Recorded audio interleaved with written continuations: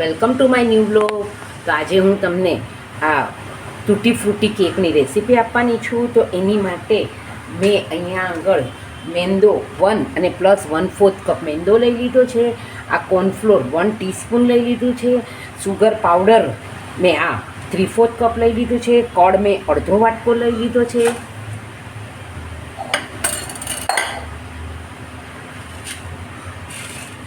મેં આ કળ આના માપ પ્રમાણે જ અડધો વાટકો લઈ લીધો છે. અને પછી મિલ્ક પાવડર 1/4 કપ લઈ લીધું છે. બધું જ આ મેઝરમેન્ટ કપથી જ મેઝરમેન્ટ કરીને રાખ્યું છે, પણ મારી પાસે સફિશન્ટ એક જ સેટ હતો કપનો, એટલે પછી મેં આમાં શિફ્ટ કરી નાખ્યું છે. પછી બેકિંગ પાવડર 1 ટીસ્પૂન લઈ લીધો છે. બેકિંગ સોડા અડધો ટીસ્પૂન લઈ લીધો છે. આ યલો ફૂડ કલર મેં લીધો છે, યલો ફૂડ કલર લીધો છે મેં. અને આ મેં ચેરીઝ લીધી છે, મારી પાસે જે અવેલેબલ હતી. એમાં મેંદાથી મેં કોટ કરી નાખ્યું છે. અને પછી વેનીલા એસેન્સ લઈ લીધું છે. અને મિલ્ક અડધો કપ લઈ લીધું છે.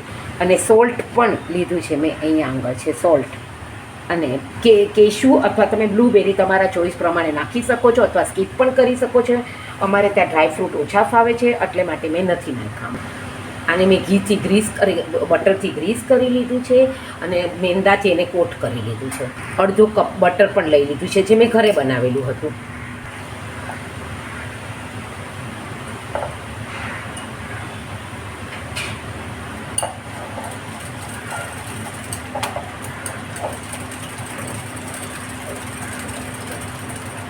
હવે હું એને એકદમ જ ફ્લફી કરી નાખીશ. વ્હાઈટ કલર આપણે આખો ચેન્જ કરી નાખશું. આ ઘરમાં જ મેં માખણ બનાવેલું છે, એટલે એમાં મેં મારો કલર વ્હાઈટ આવ્યો છે, કારણ કે મેં ઘીમાંથી માખણ બનાવ્યું છે. ને તમે આમાં અમૂલ બટર પણ લઈ શકો છો.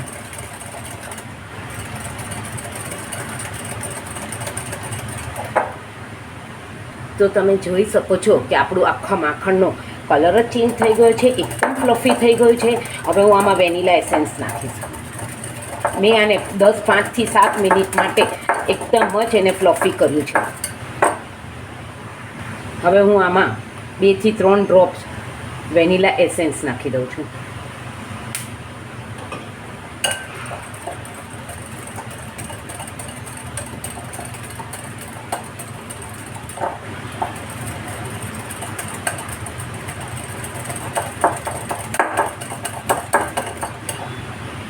શકો છો આપણું આ ફ્લફી થઈ ગયું છે.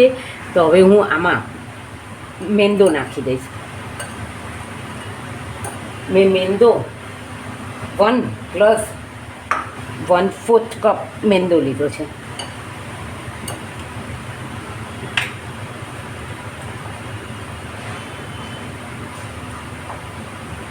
હવે હું આને હલાવી દઈશ. હું આમાં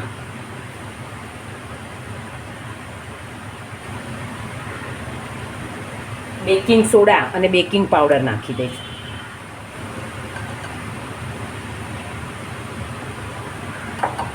અને આમાં મેં કોર્નફ્લાવર પણ નાખી દીધો છે, 1 ટીસ્પૂન. હવે હું આ બધાને મિક્સ કરીશ.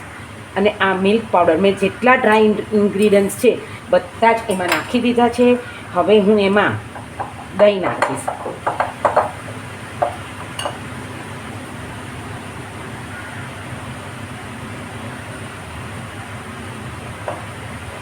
આ મેં ઘરનું જ દહીં લીધું છે, પણ બધું મેં રૂમ ટેમ્પરેચર પર આવવા દીધું છે.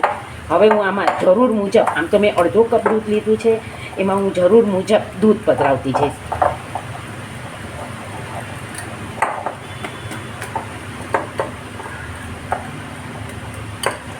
જોઈ શકો છો કે આમાં હું ચપટી જેટલો યલો ફૂડ કલર નાખું છું. તો તમે જોઈ શકો છો કે આપણે આ તૈયાર થઈ ગયું છે. એમાં હવે હું દૂધ નાખી દઈશ. ચેરી પણ નાખી દીધી છે, જેને મેં મેંદાથી કોટ કરીને રાખેલી. આપણે મેંદાથી કોટ કરીને રાખવાથી એમાં નીચે નથી બેસી જતી. અને હવે આમાં આપણે જરૂર પ્રમાણે દૂધ નાખશું. ને આ મેં મીઠું પણ નાખી દીધું છે આમાં, ચપટી જેટલું.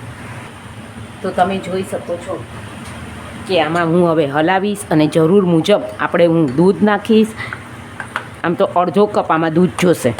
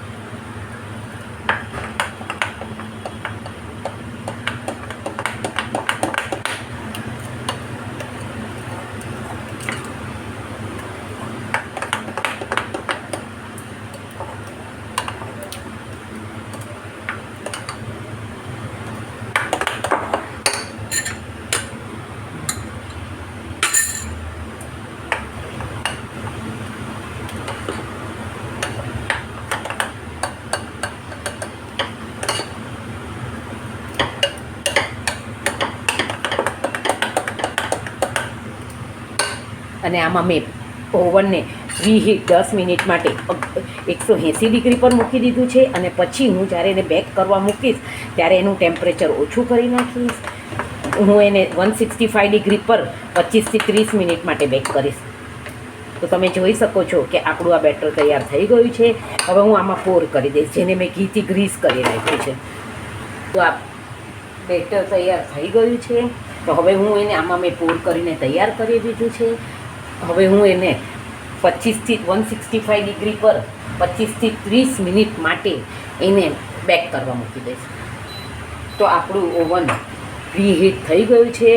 હવે હું આને 165 ડિગ્રી માટે 30 મિનિટ માટે બેક કરવા મૂકી દઈશ. તો તમે જોઈ શકો છો કે આપણે મેં 30 મિનિટ માટે બેક કરવા મૂકેલી, તો એકદમ ફાઇન બેક થઈ ગઈ છે. કલર પણ સરસ આવી ગયો છે. તો thank you for watching my video. Like, share and subscribe. C you tomorrow. તમે જરૂરથી આ ઘરે બનાવજો.